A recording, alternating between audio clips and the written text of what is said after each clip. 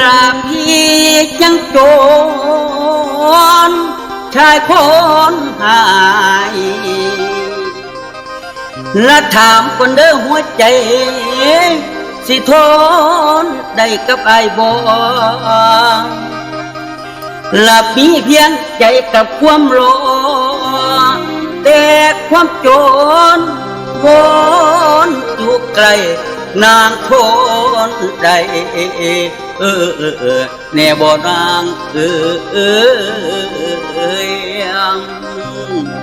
แล้วอุปสรรคยังคู่ข้างมันอุกกังในหัวใจถ้าพี่ไว้บ่นอกคำโอ้ยที่สำกาพระลาน้อยแล้วท่านจะคอยเธอทางมีพงน้ำอายกวัน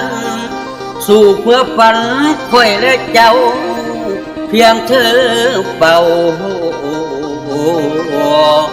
ว่าสิรอ